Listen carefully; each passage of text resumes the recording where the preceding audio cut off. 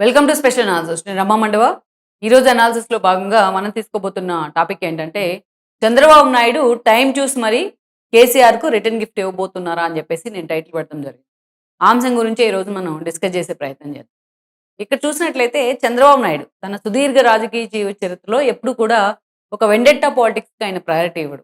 ఎప్పుడు కూడా ప్రత్యర్థుల మీద అదే స్థాయిలో వాళ్ళ మీద ప్రతాపం చూపించడం, లేకపోతే వాళ్ళ మీద అదే శత్రుత్వంతో వాళ్ళని దెబ్బకొట్టే ప్రయత్నం చేయడం, ఇలా ఆయన ఎప్పుడు చేయడు. ఏమన్నా ఉంటే రాజకీయ వ్యూహాల్లోనో లేకపోతే రాజకీయంగా ఆయన వేసే అడుగుల్లోనో వాళ్ళకి రిటార్ట్ ఇచ్చే ప్రయత్నం చేస్తారు కానీ, బట్ వ్యక్తిగతంగా వెండెట్టాకైతే మాత్రం చంద్రబాబు నాయుడు వెళ్ళరు. అది చాలా సార్లు ప్రూవ్ అయింది. ఆయన ఓపెన్గానే చెప్తా ఉంటారు.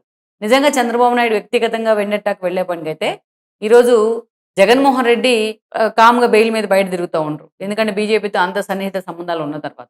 అది కూడా ఏదైతే తన అరెస్ట్‌ని హేళన చేస్తే కేసీఆర్ లాంటి వాళ్ళు, అలాంటి కేసీఆర్ తుండి విరగ్గొట్టుకొని ఓడిపోయి హాస్పిటల్ బెడ్ మీద ఉంటే ఆయన్ని కూడా పరామర్శించరు. తన క్యాడర్ తను తిడుతున్నా సరే.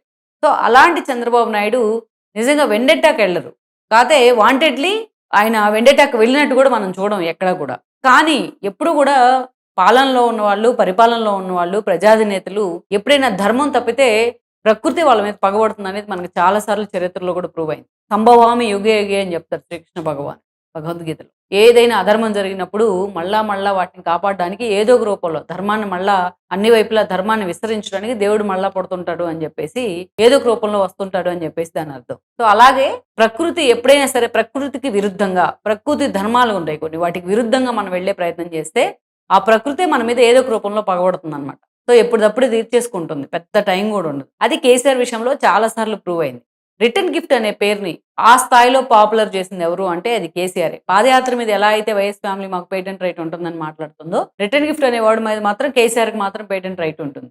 2018 ఎన్నికల్లో ఆ రోజు చంద్రబాబు నాయుడు బీజేపీతో వచ్చిన విభేదాల కారణంగా కాంగ్రెస్‌తో కలిసి ఎన్నికలకు వెళ్తే, చంద్రబాబు నాయుడు, కాంగ్రెస్ కలిసి మళ్ళా రాష్ట్రాన్ని ఏకం చేస్తున్నాయంటూ కూడా ప్రచారం చేసి అదొక సెంటిమెంట్‌గా మార్చుకొని ఆ ఎన్నికల్లో లబ్ధి పొందారు కేసీఆర్. ఆ తర్వాత నుంచి ఆయన రిటర్న్ గిఫ్ట్ పేరుతోని చంద్రబాబు నాయుడుకి రిటర్న్ గిఫ్ట్ ఇవ్వబోతున్నాను అని చెప్పేసి తన క్యాబినెట్‌లో ఉన్న మంత్రులను కూడా ఏపీకి ప్రచారానికి పంపించారు. అటు బీజేపీతో చేతులు కలిపి జగన్మోహన్ రెడ్డికి 151 సీట్లు రావడంలో టీడీపీని 23 సీట్లకు పరిమితం చేయడంలో వీళ్ళంతా సక్సెస్ అయ్యారు. ఆ రోజు కేసీఆర్ మాట్లాడిన భాష చంద్రబాబు నాయుడుని ఉద్దేశించి, చంద్రబాబు నాయుడు గాని ఆయన ఫ్యామిలీ మర్చిపోయి ఉండొచ్చు కానీ టీడీపీ క్యాడర్ ఎవరు కూడా మర్చిపోయి ఉండరు.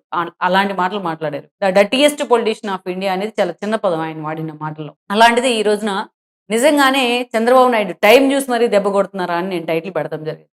ప్రత్యేకంగా చంద్రబాబు నాయుడు టైం చూసి దెబ్బ కొట్టక్కర్లేదు ఈ రోజున. కానీ ఆయనకన్నీ గూడా అలా కలిసొస్తా ఉన్నాయి. ఎస్పెషల్లీ ఈరోజు కేసీఆర్ విషయంలో ఆయన గతంలో చంద్రబాబు నాయుడుతో పెట్టుకొని తప్పు చేశాం, తెలంగాణ టీడీపీతో పెట్టుకొని తప్పు చేశాను అనే విధంగా ఈరోజు ఆయనకు కొన్ని అనుభవాలు ఎదురవుతా ఉన్నాయి. తెలంగాణ టీడీపీ నుంచి రాష్ట్ర విభజన తర్వాత కూడా గెలిస్తే వాళ్ళందరినీ కూడా తన పార్టీలోకి తీసుకుని కొంతమందికి మంత్రి పదవులు ఇచ్చే ప్రయత్నం చేశారు తలసాని శ్రీనివాస్ యాదవ్ లాగా. ఓటు నోటు లాంటి ఒక ఇష్యూలో కేసీఆర్ చోట కేసు క్రియేట్ చేసి చంద్రబాబు నాయుడిని ఆయన క్యారెక్టర్ని కూడా హెసాసినేషన్ చేసే ప్రయత్నం చేశాడు. 2018 ఎన్నికల్లో ఓడిపోయిన తర్వాత ఆఖరికి హరికృష్ణ కూతురికి టికెట్ ఇవ్వడానికి కూడా తప్పుపట్టారు కేసీఆర్. తనకు అవకాశం వచ్చిన ప్రతిసారి ఆఖరికి నిన్న మొన్న కూడా మీడియా ముందుకు వచ్చి చంద్రబాబు నాయుడు గురించే మాట్లాడతారు ఆయన. ఆ టవరింగ్ పర్సనాలిటీని ఆయన తీసుకోలేరు. టీడీపీ అనేది తెలంగాణ వేదిక మీద ఉంటే ఆయన పార్టీకి ఎగ్జిస్టెన్స్ ఉండదు. ఇది అసలు వాస్తవం యాక్చువల్‌గా. కేసీఆర్ ఆ స్థాయిలో చంద్రబాబు నాయుడుని టార్గెట్ చేయడానికి కారణం అదే. దట్ జగన్మోహన్ రెడ్డితో ఉన్న ఫ్రెండ్‌షిప్ ఇంకొక కారణం అయి ఉండొచ్చు. సో, అలా ఎన్నో సార్లు కేసీఆర్ చేసిన పాపాలన్నీ కూడా ఈరోజు ఆయన శాపాలై వెంటాడుతున్నాయి. సో, నేను ఇందాక స్టార్టింగ్‌లో చెప్పినట్టు ప్రత్యేకంగా చంద్రబాబు నాయుడు రెవెన్యూ తీర్చుకోవట్ల. కానీ behind the screen Chandrababu Naidu రూపంలోనే ఆయనకి అన్ని ప్రతికూల సందర్భాలే ఈ రోజు ఎదురవుతున్న పరిస్థితి. అన్నిటికన్నా ఫస్ట్ ఏంటంటే ఇటీవల జరిగిన పంచాయతీ ఎలక్షన్ గానీ, అదేవిధంగా మొన్న జరిగిన మున్సిపాలిటీ కార్పొరేషన్స్ గానీ, రేపు జరగబోతున్న ఏదైతే ఎంపీటీసీ, జెడ్పీటీసీలు గానీ, ఈ ఎన్నికలంటే ఆ తర్వాత వచ్చే జీహెచ్ఎంసీ గానీ, వీటన్నిటిలో కూడా టీడీపీ క్యాడర్ అంతా కూడా టువర్డ్స్ కాంగ్రెస్ వైపు ర్యాలీ అవుతా ఉంది. ఇంకా ఎక్కడ తెలంగాణ టీడీపీ క్యాడర్ ఎక్కడున్నా ఇంకా బీఆర్ఎస్ మీద అసంతృప్తితో ఉన్న టీడీపీ నేతలు కూడా కొంతమంది రివోల్ట్ అవుతా ఉన్నారు. ఎక్కడికక్కడ మనం ఉమ్మడి ఖమ్మం లాంటి చోటు చూసాం, ఉమ్మడి నల్గొండ లాంటి చోటు చూసాం, లైక్ కరీంనగర్‌లో చూసాం. టీడీపీ జెండాలు కొన్ని వార్డు మెంబర్ల మీద కూడా టీడీపీ జెండాలు ఎగిరాయి. వార్డు మెంబర్ల గెలుచుకున్నారు కొంతమంది. సో, పంచాయతీల్లో అలాగే పెర్ఫార్మ్ చేశారు. అదేవిధంగా మొన్న వచ్చిన మున్సిపాలిటీలో కూడా కొన్ని చోట్ల ఖమ్మం లాంటి చోట్ల అలాగే పెర్ఫార్మ్ చేయడం జరిగింది. అది కాకుండా పోటీకి దూరంగా ఉన్న చాలా సందర్భాల్లో తమని నడిపించే నాయకుడు లేకపోయినా సరే క్లారిటీగా టీడీపీ క్యాడర్ కానీ అదేవిధంగా టీడీపీ నేతలు కానీ ద్వితీయ శ్రేణి నేతలు కానీ ఒక ఇండికేషన్ ఇస్తా ఉన్నారు తాము ఎటువైపు ఉన్నాము అనేది ఒక రాశ మరణం తర్వాత కంటోన్మెంట్ ఉప ఎన్నికలో అర్థమైంది. అది సాయాన్ని అంతకుముందు టీడీపీ నుంచే అక్కడికి వెళ్లారు. అది టీడీపీ సీటే గతంలో. ఆ తర్వాత బీఆర్ఎస్ నుంచి ఆయన గెలిచారు కానీ టీడీపీ ఓట్ బ్యాంక్ ఉంది అక్కడ సాలిడ్ గా. అంతేకాదు జూబ్లీ హిల్స్ ఉప ఎన్నిక కేటీఆర్ టీడీపీ ఓటర్లంతా తన వైపు ఉండాలని అప్పీల్ చేసినా ఒక్క ఓటు కూడా కేటీఆర్ కి ఏం పడలేదు. ఆ స్థాయిలో కాంగ్రెస్ నుంచి నవీన్ యాదవ్ గెలవడం జరిగింది. అంటే తాము ఏ సందర్భంలో ఎటువైపు ఉంటాం, కేసీఆర్ మాత్రం చంద్రబాబు నాయుడు క్షమించడం మేము క్షమించం అనేది టీడీపీ క్యాడర్ చాలా సీరియస్ గా ప్రతి ఎన్నిక ముందు కూడా ఏ సందర్భం వచ్చినా ఎక్స్పోజ్ చేసే ప్రయత్నం చేస్తా ఉంది. అంటే సో కేసీఆర్ మాట్లాడిన దానికి ఆయన చేసిన అరాచకాలకి చంద్రబాబు నాయుడు మీద చూపించిన అహంకారానికి టీడీపీ క్యాడర్ ఈ రోజు ఇప్పటికీ కేసీఆర్ వెంట పడతానే ఉంది. అదే అతనికి ఇచ్చే పెద్ద రిటర్న్ గిఫ్ట్ చంద్రబాబు నాయుడు. అలాగే రెండో అంశం ఏంటంటే ఈ పరిణామాలన్నీ చూసిన తర్వాత చంద్రబాబు నాయుడు అటు లోకేష్ ఇద్దరు ఎవరు వీలైతే వాళ్ళు పార్టీ మీద ఫోకస్ పెట్టాలని డిసైడ్ చేస్తూ ఉన్నారు. తెలంగాణలో టీడీపీని మళ్ళా కొంతలో కొంత అయినా పట్టించుకోవాలి, ఆ టీడీపీని పునర్వైభవం తీసుకొచ్చే దిశగా తీసుకెళ్లాలి అని అనుకుంటా ఉన్నారు. ఈ రోజు ఆ ప్రయత్నం వాళ్ళు స్టార్ట్ చేస్తే ఫస్ట్ దెబ్బ పడేది కేసీఆర్. ఎందుకు? టీడీపీ నుంచి వెళ్ళిన నేతలే ఉన్నారు ఆ రోజు, ఇంక్లూడింగ్ కేసీఆర్ దగ్గర నుంచి ఈ రోజు టీడీపీలో ఉన్న బడా నేతలు. నిన్న మొన్న తొర్రూరు మున్సిపాలిటీ నా చేతిలోని జారిపోయిందని కన్నీళ్లు పెట్టుకున్న ఎర్రబెల్లి దాకా అంతా టీడీపీ నుంచి వచ్చిన వాళ్ళే, తెలంగాణ టీడీపీ నుంచి. సో మెజారిటీ టీడీపీ నిజంగా పునర్వైభవం వస్తుంది, టీడీపీ మీద చంద్రబాబు నాయుడు కానీ లోకేష్ కానీ ఫోకస్ పెట్టారు తెలంగాణలో అంటే మెజారిటీ నేతలు తిరిగి టీడీపీ వైపు వచ్చే అవకాశం ఉంది. అందులో ఎలాంటి డౌట్ కూడా లేదు. చంద్రబాబు నాయుడు తాను గెలిచిన తర్వాత మొన్నటి ఎన్నికల్లో వచ్చి తెలంగాణ పార్టీ ఆఫీస్ లో కూర్చుంటే ఒక 3 వారాల పాటు కూర్చుంటే ఆఖరికి బీఆర్ఎస్ లో ఉన్న ఎమ్మెల్యేలు మాధవరం కృష్ణారావు దగ్గర నుంచి గాంధీ దాకా వివేకానంద గౌడ్ దాకా అందరూ వచ్చి చంద్రబాబు నాయుడుతో భేటీ అవ్వడం జరిగింది.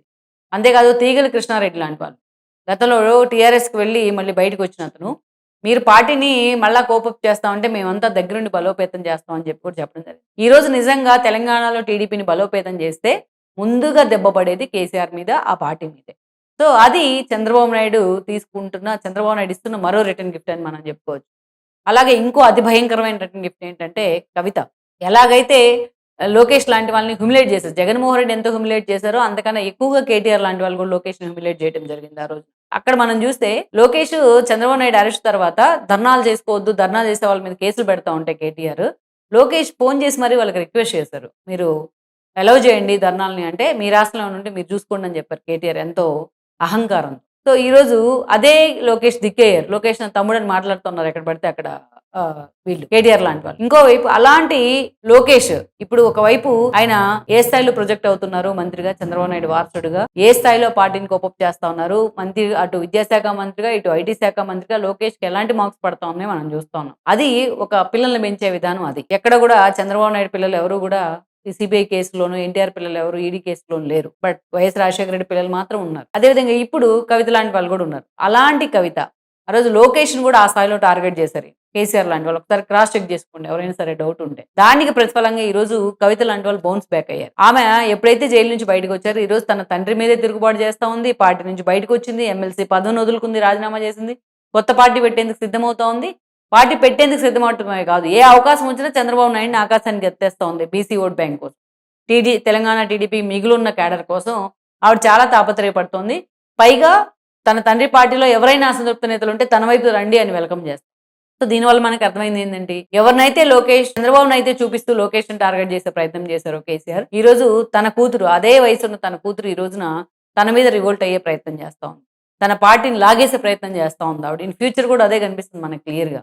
ఇవన్నీ చూసిన తర్వాత చంద్రబాబు నాయుడు దగ్గరుండి మరీ కేసీఆర్ కి రిటర్న్ గిఫ్ట్ ఇవ్వాల్సిన అవసరం లేదు. సైలెంట్ గా ఆయన పైన ఆయన చేసుకెళ్తా ఉంటే సో ఆటోమేటిక్ గా రాజకీయాలు కూడా తన పని తను చేసుకుంటా వెళ్తా ఉన్నాయి. సో కేసీఆర్ ని ఈ రోజున దిగ్బంధం చేస్తా ఉన్నాయి ఇప్పుడు దాకా మనం చెప్పుకున్న రిటర్న్ గిఫ్ట్లు అన్ని కలిపి. సో అందుకే ఎప్పుడు చెప్తా ఉంటారు, ప్రత్యేకంగా రిటర్న్ గిఫ్ట్ చంద్రబాబు నాయుడు ప్రత్యేకంగా రెవెన్యూ తీసుకోవాల్సిన అవసరం లేకుండానే ఈరోజు ప్రకృతి రాజకీయాల రూపంలో ఆయన మీద పగబడుతున్న సిచ్యువేషన్ అయితే ఉందని మనం చెప్తాం. ఈ వీడియో మీకు నచ్చినట్లయితే please share, like and subscribe.